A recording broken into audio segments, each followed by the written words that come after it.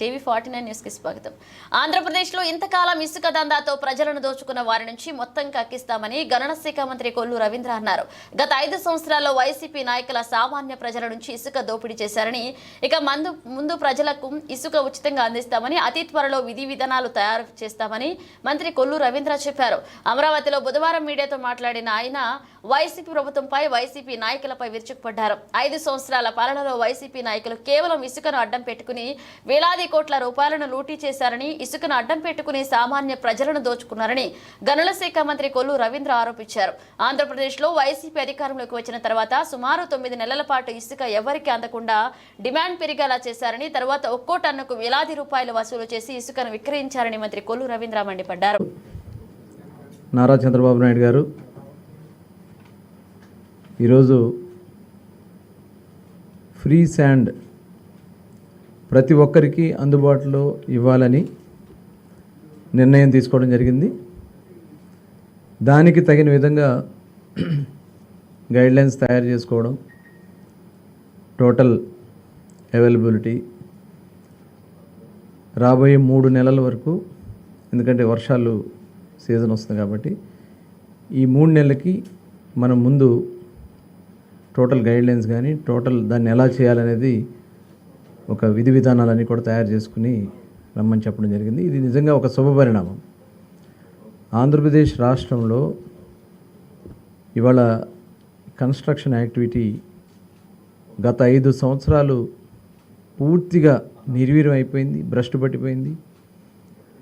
ఆదాయంగా మరి పేదవాళ్ళని దోచుకున్నటువంటి రంగం ఏదైనా ఉందంటే ఈ శాండ్ వల్లే ఇది పెద్ద ఎత్తున జరిగింది. అలాంటి పరిస్థితులు మళ్ళీ రాకుండా ఉండాలి. ప్రతి ఒక్కరికి ఇన్ టైం అవైలబిలిటీ కూడా ఎక్కడ కూడా లేదు అనేది లేకుండా ప్రతి ఒక్కరికి అందించాలి. కన్స్ట్రక్షన్ యాక్టివిటీ నిరంతరాయంగా ఈ రాష్ట్రంలో జరగాలనేది మరి ముఖ్యమంత్రి గారి యొక్క ఆలోచన. దానికి తగిన విధంగా మరి కొన్ని గైడ్లైన్స్ కూడా మాకు ఇవ్వడం జరిగింది. ఎందుకంటే అక్కడ రీచ్లో మేము ఉచితంగా వారికి కావాల్సినంత తీసుకుని వెళ్ళొచ్చు.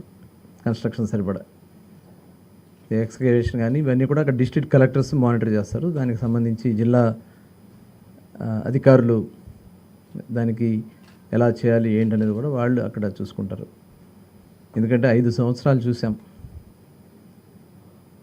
9వ నెల వరకు గవర్నమెంట్ వచ్చింది జూన్లో వస్తే 9వ నెల వరకు అంటే దాదాపు 3-4 నెలలు, దాదాపు 5 నెలలు అసలు శాండ్ అవైలబిలిటీ లేకుండా చేశారు టోటల్. దానివల్ల చాలామంది భవన నిర్మాణ కార్మికులు కానీ కన్స్ట్రక్షన్ యాక్టివిటీస్ కానీ టోటల్ ఆగిపోయినాయి. ఏదైతే ఇవాళ శాండ్ని చూసుకొని కన్స్ట్రక్షన్ యాక్టివిటీస్లో దాదాపు 40 రంగాల పైన ఆధారపడి ఉంది. అందులో ప్లంబర్స్ ఉంటారు, మరి బిల్డింగ్ వర్కర్స్ ఉంటారు, కన్స్ట్రక్షన్ లేబర్ ఉంటారు, అందరూ కూడా టోటల్ ఎలక్ట్రీషియన్స్ కానీ ఇవన్నీ కూడా దాదాపు కొన్ని లక్షల మంది, కోట్ల మంది నష్టపోయారు, రోడ్డున పడిపోయారు. చివరికి ఏ పరిస్థితికి వచ్చారంటే యాచించే పరిస్థితికి తీసుకొచ్చింది ఈ ప్రభుత్వం గత 5 సంవత్సరాల్లో. మరి ఆ రోజున మేమందరం కూడా పెద్ద ఏదైతే స్టాక్ పాయింట్స్లో అవైలబిలిటీ ఉన్నది కొంత ఎస్టిమేట్ చేస్తున్నారు. అట్లాగే ఇంకా రిక్వైర్మెంట్, ఎందుకంటే ఈ 3 మంత్స్కి సంబంధించి దాదాపు 1 కోటి టన్స్ కావాల్సి వస్తుంది, 1 crore అబౌవ్ టన్స్ కావాల్సి వస్తుంది. దానికి తగిన విధంగా మనం అవైలబిలిటీలో పెట్టాలనేది మేము లక్ష్యంగా పెట్టుకున్నాం. ఈలోపు మళ్ళీ మనకి రీచెస్ అన్నీ కూడా వరుస కొన్ని పర్మిషన్స్ కూడా అయిపోయినాయి.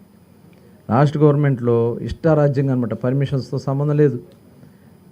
మరి కేంద్రం నుంచి కూడా మనకి అనేకసార్లు ఎన్జిటి నుంచి కూడా మనకి నేషనల్ గ్రీన్ ట్రిబ్యునల్ నుంచి కూడా చాలామంది దీని మీద కంప్లైంట్లకు వెళ్ళడం జరిగింది. చాలా రీచెస్ ఆగిపోయినాయి.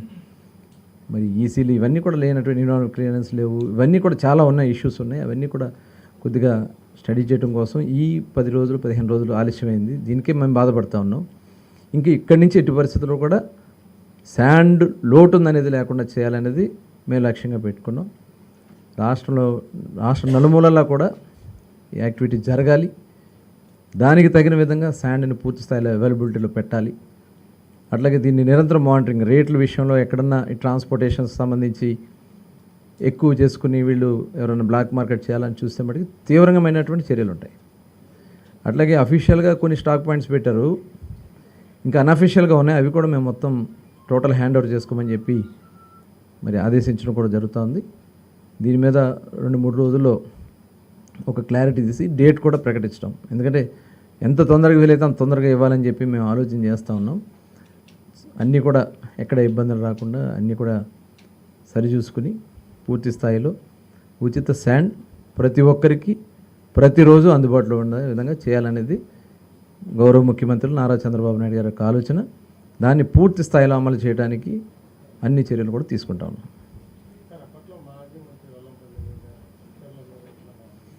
ఉన్నాయి, అందుకని ఇంకా నేను డీప్గా వెళ్ళరు కాదు. యాక్చువల్గా మేము ప్రజలకి ఫ్రీ శాండ్, ఎందుకంటే చంద్రబాబు నాయుడు గారు ఎన్నికల సమయంలో హామీ ఇచ్చారు. గతంలో మేము 2014లో ఏదైతే 19 మధ్యలో ఫ్రీ శాండ్ పాలసీని తీసుకొచ్చింది మొట్టమొదటి రాష్ట్రం ఆంధ్రప్రదేశ్ రాష్ట్రం. ఆ రోజు చంద్రబాబు నాయుడు గారు ఫస్ట్ డ్వాక్రాస్కి ఇచ్చి తర్వాత దాన్ని వాళ్ళు కూడా బెనిఫిట్ పొందాలని చేయడం జరిగింది. తర్వాత పూర్తిగా ఫ్రీగా ఇచ్చేసాం. ఇవాళ వాళ్ళు వచ్చిన తర్వాత దాన్ని ఆదాయంగా చేసుకోవాలని ప్రయత్నం చేశారు. ఇవాళ అలాంటి పరిస్థితి రాకుండా ఏదైతే ఇందులో చాలామంది గతంలో ఉన్నారో అవన్నీ కూడా బయటికి వస్తూ ఉన్నాయి. ఒక్కొక్కటి మొత్తం బయటకు తీస్తాం. దీంట్లో ఇన్వాల్వ్ అయిన ప్రతి ఒక్కరిని కూడా చట్ట ప్రకారం చర్యలు తీసుకోవడం జరుగుతుంది.